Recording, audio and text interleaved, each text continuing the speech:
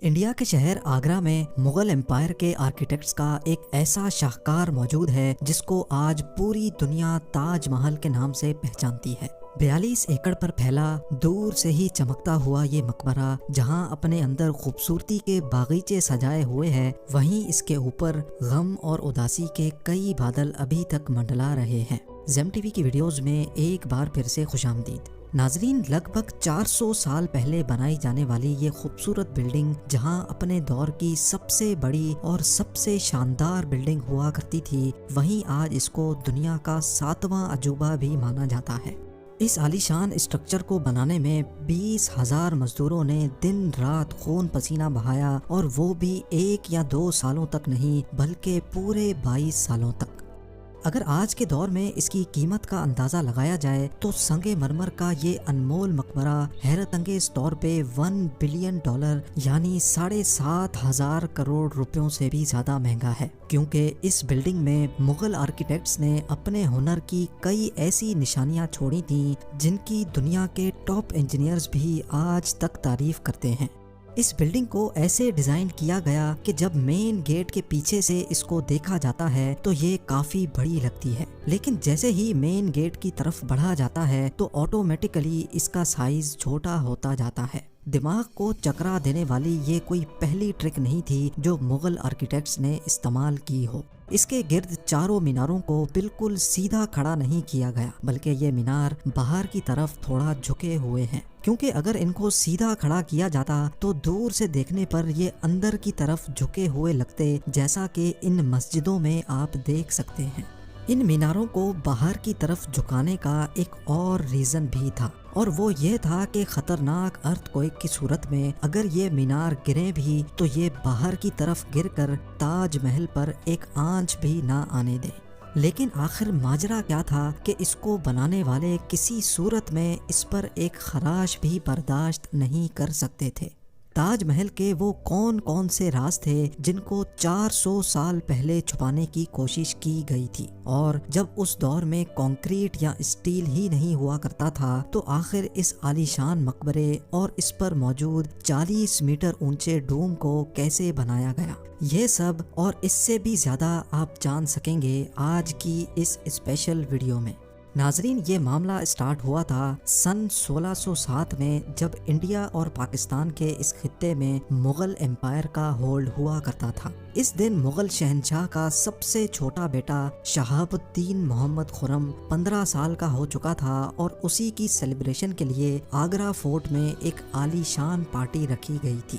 خرم مغل شہنشاہ کو سب سے زیادہ عزیز تھا، اسی وجہ سے اس کے ہر جنم دن پر اس کو ہیرے جواہرات اور سونے سے تولا جاتا تھا، یعنی جتنا وزن شہزادے خرم کا ہوتا تھا اتنا ہی خزانہ اس کے نام کر دیا جاتا تھا۔ لیکن اس جنم دن پر کچھ اور بھی خاص ہونے والا تھا۔ مغل شہنشاہ نے شہزادے خرم کی شادی اپنے ایک وکیل کی بیٹی کے ساتھ کر دی جس کو ممتاز محل کے نام سے جانا جاتا ہے۔ ممتاز اور خرم کو پہلے دن ہی ایک دوسرے سے بے انتہا محبت ہو چکی تھی، اور اس وقت یہ کسی کو بھی معلوم نہیں تھا کہ اس محبت کا بول بالا ہمیشہ کے لیے رہنے والا ہے۔ اگلے 10 سالوں تک شہزادے نے کئی جنگیں لڑیں اور ان میں بھرپور کامیابی بھی حاصل کی۔ اسی وجہ سے شہنشاہ نے خوش ہو کر ان کو شاہ جہاں کے لقب سے نوازا، جس کا مطلب ہے دنیا کا بادشاہ۔ شاہ جہاں کی ٹوٹل 6 بیویاں تھیں جو آگرہ فورٹ کے حرم میں ہی رہتی تھی۔ ان 6 میں سے شاہ جہاں سب سے زیادہ محبت ممتاز سے کرتے تھے، اور یہی وجہ تھی کہ ان کا زیادہ تر وقت ممتاز محل کے ساتھ ہی گزرتا تھا۔ وقت تیزی سے گزرتا جا رہا تھا، اور 4 سالوں کے بعد یعنی 1621 میں مغل شہنشاہ اچانک چل بسے۔ شاہ جہاں جو پہلے ہی مغل امپائر میں خاصا فیمس ہو چکا تھا اور جو شہنشاہ کا چہیتا بیٹا بھی تھا، 1628 میں یعنی باپ کی موت کے 7 سالوں بعد اس نے شہنشاہ کی گدی سنبھال لی۔ پوری مغلیہ سلطنت اپنے نئے شہنشاہ سے بے حد خوش نظر آتی تھی۔ یہ وہ پیریڈ تھا جب مغل امپائر اپنے پورے عروج پر تھی، یعنی پورے انڈیا پاکستان کے ساتھ ساتھ افغانستان کے بھی کئی حصوں میں مغلیہ سلطنت کا راج ہوا کرتا تھا۔ سارے فیصلے شاہ جہاں خود کرتا تھا، جبکہ ممتاز محل پیچھے رہ کر شاہ جہاں کو مشورے دیا کرتی تھی۔ لیکن کسی کو بھی اس بات کا علم نہیں تھا کہ یہ خوشیاں عنقریب ماتم میں بدلنے والی ہیں۔ گدی سنبھالے ابھی ایک ہی سال گزرا تھا کہ ایک بار پھر سے مغل امپائر کو دشمنوں کا سامنا کرنا پڑا۔ اگلے 2 سال جنگ چلتی رہی اور شاہ جہاں کو اس جنگ میں بھی بھرپور کامیابی نصیب ہوئی، لیکن شاہ جہاں ابھی اس کامیابی کا جشن مناتے کہ ان کو ایک افسوسناک خبر سے آگاہ کیا گیا۔ ممتاز محل جو کہ شاہ جہاں کے 14ویں بچے کو جنم دے رہی تھی، اس کی حالت بگڑ گئی اور 17 جون سن 1631 کو وہ نہ چاہتے ہوئے بھی اس دنیا سے چل بسی۔ پوری مغلیہ سلطنت کا جشن دیکھتے ہی دیکھتے ماتم میں بدل گیا۔ یہ خبر جو شاہ جہاں پر آگ بن کر گری تھی، اس نے تو جیسے ان کی دنیا ہی ختم کر ڈالی۔ شاہ جہاں کی سب سے پہلی محبت اور ان کی سب سے عزیز بیوی ممتاز محل اس دنیا سے رخصت ہو چکی تھی۔ کہا جاتا ہے کہ اس غم کی پرچائی نے شاہ جہاں کو کالے اندھیروں میں دھکیل دیا تھا۔ اگلے 8 دنوں تک انہوں نے کچھ نہیں کھایا اور اگلے 2 سالوں تک نہ کوئی موسیقی سنی اور نہ ہی پرفیوم لگایا۔ ممتاز محل نے مرنے سے پہلے ایک آخری خواہش کی تھی۔ وہ چاہتی تھیں کہ ان کی قبر دنیا کے سب سے خوبصورت مقبرے میں بنائی جائے۔ اس ٹاسک کو اور ممتاز محل کی آخری خواہش کو پورا کرنے کے لیے شاہ جہاں نے اپنی ساری دولت اور پوری زندگی وقف کرنے کا ارادہ کر لیا۔ ممتاز کے گزرنے کے 6 ماہ بعد یعنی 1632 میں ہی تاج محل کی کنسٹرکشن کا کام شروع کر دیا گیا۔ قریب 20,000 سے بھی زیادہ مزدور، پتھر تراش اور کاریگروں کو پوری سلطنت سے اکٹھا کیا گیا۔ لشکروں کے لشکر شاہ جہاں کے حکم پر آگرہ بلوا لیے گئے تھے۔ کیونکہ ممتاز کی قبر یمنا ریور کے برابر میں موجود تھی، اسی وجہ سے اس جگہ پر دنیا کی سب سے خوبصورت بلڈنگ بنانا کافی مشکل ٹاسک تھا۔ ریور کے کنارے زمین کافی سافٹ ہوتی ہے اور اگر یہاں کھدائی کا کام کیا گیا تو پانی کا بہاؤ تاج محل کی فاؤنڈیشن کو بھی نقصان پہنچا سکتا تھا۔ اس مسئلے سے نمٹنے کے لیے مغل انجینئرز نے یہاں سب سے پہلے زمین کے اندر کئی کنویں کھدوانا شروع کیے۔ مزدور یہ کنویں تب تک کھودتے رہتے جب تک خشک زمین نظر نہ آ جاتی تھی۔ ان کنووں کو پتھروں اور گارے سے بھرا گیا اور پھر اس کے اوپر پتھروں کے بڑے بڑے کالمز کھڑے کیے گئے۔ اس سارے کام کو انجام دینے کے لیے مزدوروں کے ساتھ ساتھ ہاتھیوں کی ایک بہت بڑی فوج کو بھی استعمال کیا گیا۔ مغل انجینئرز کی یہ ٹرک کام کر چکی تھی اور اب ایک ایسی مضبوط فاؤنڈیشن تیار تھی جو نرم زمین پر بھی فولاد بن کر کھڑی تھی۔ فاؤنڈیشن کے بعد اب باری تھی ایک ایسے بلڈنگ ڈیزائن کی جو آج سے پہلے کسی نے بھی نہ دیکھا ہو، ایک ایسا ڈیزائن جو پچھلے سارے ریکارڈ توڑ ڈالے۔ تاج محل کے ڈیزائن کا آئیڈیا شاہ جہاں نے اپنے باپ دادا کے مقبروں سے لیا تھا۔ باپ کے مقبرے سے میناروں کا آئیڈیا لیا گیا، دادا کے مقبرے سے بلڈنگ کور کا آئیڈیا لیا اور اپنے انکل کے مقبرے سے ڈوم کا آئیڈیا لیا تھا۔ اور جب ان سب کو کمبائن کیا گیا تو ایک شاندار اور عالی شان ڈیزائن ابھر کر سامنے آیا۔ بلڈنگ کے اسٹرکچر کو بنانے کے لیے لاکھوں نہیں کروڑوں اینٹیں موقع پر ہی بیک کی گئیں۔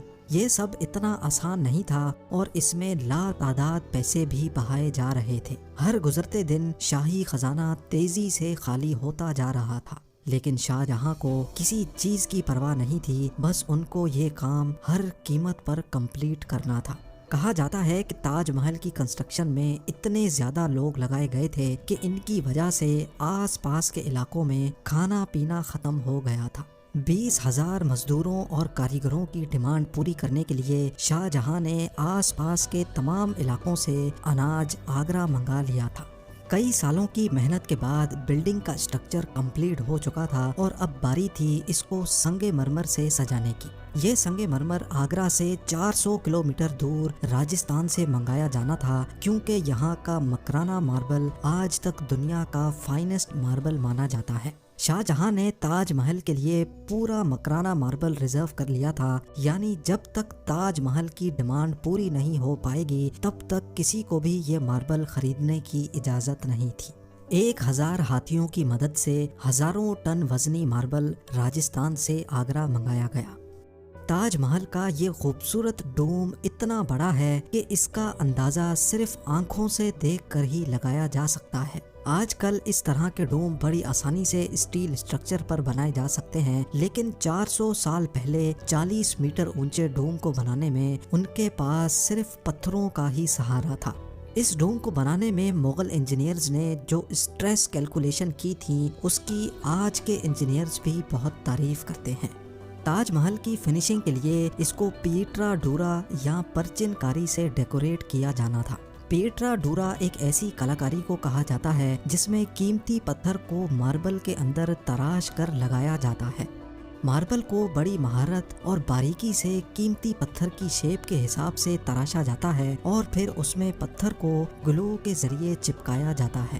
تاج محل پر استعمال ہونے والی گلو کوئی عام گلو نہیں تھی۔ کافی ریسرچ اور لیبارٹری ٹیسٹ کے بعد معلوم پڑا کہ یہ گلو شیرہ، لیمن جوس اور سنگ مرمر پاؤڈر کو ملا کر بنائی جاتی تھی۔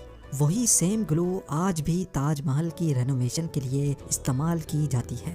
تاج محل کی خاص باتوں میں ایک بات یہ بھی ہے کہ یہ دن میں 4 مرتبہ اپنے رنگ بدلتا ہے۔ سورج نکلنے سے پہلے یہ بالکل بلیک شیڈ دیتا ہے، سورج نکلنے کے بعد یہ لائٹ یلو اور پنک شیڈ دیتا ہے، جبکہ دوپہر کے وقت تاج محل کی خوبصورتی کا نیا رخ دیکھنے کو ملتا ہے، نیلے آسمان پر جیسے موتی چمک رہا ہو، اور سن سیٹ کے وقت یہ پوری بلڈنگ گولڈن کلر کی دکھائی دیتی ہے۔ پورے 22 سالوں کے بعد سن 1654 میں تاج محل کی کنسٹرکشن کا کام مکمل کر لیا گیا۔ شاہ جہاں اپنی بیگم کی یاد میں دنیا کا سب سے خوبصورت مقبرہ بنانے میں کامیاب ہو چکا تھا۔ شاہ جہاں نے اس عالی شان عمارت کا نام اپنی پسندیدہ بیوی کی یاد میں ہی رکھا۔ ممتاز محل سے اس کا نام تاج محل رکھ دیا گیا۔ ہر سال شاہ جہاں ممتاز کی برسی پر یمنا ریور کے ذریعے تاج محل پر جایا کرتے تھے۔ یہ تاج محل کی ایسی انٹرنس تھی جس کو صرف شاہی خاندان کے لیے ہی بنایا گیا تھا۔ اس انٹرنس کی دیواروں پر دلکش نقاشی کا کام کیا گیا تھا جو شاید صرف شاہی آنکھوں کے دیکھنے کے لیے ہی کیا گیا تھا۔ شاہ جہاں کا یہ مہنگا ترین پروجیکٹ کمپلیٹ تو ہو چکا تھا، لیکن اس نے مغلیہ سلطنت کو تباہی کے کنارے پر لا کھڑا کیا۔ 4 سالوں کے بعد یعنی 1658 میں شاہ جہاں اور ممتاز کے اپنے ہی بیٹے نے شاہی تخت الٹ دیا اور خود مغل امپائر کا شہنشاہ بن گیا۔ شاہ جہاں جو پچھلے 30 سالوں سے اس تخت پر راج کر رہے تھے، اس کو قیدی بنا کر آگرہ فورٹ میں ہی بند کر دیا گیا۔ صرف ایک فیسلٹی ایسی تھی جو شاہ جہاں کو دی گئی، اور وہ یہ تھی کہ جس کمرے میں اس کو بند کیا گیا تھا اس کی کھڑکی سے وہ تاج محل کو دیکھ سکتے تھے۔ 8 سال قید میں رہنے کے بعد 74 ایئرز کی ایج میں شاہ جہاں بھی اس دنیا کو الوداع کر گئے۔ شاہ جہاں کا اب ممتاز سے دوبارہ ملنے کا وقت آ چکا تھا اور ان کو تاج محل میں ہی دفن کر دیا گیا۔ امید ہے زیم ٹی وی کی یہ ویڈیو بھی آپ لوگ بھرپور لائک اور شیئر کریں گے۔ آپ لوگوں کے پیار بھرے کامنٹس کا بے حد شکریہ۔ ملتے ہیں اگلی شاندار ویڈیو میں۔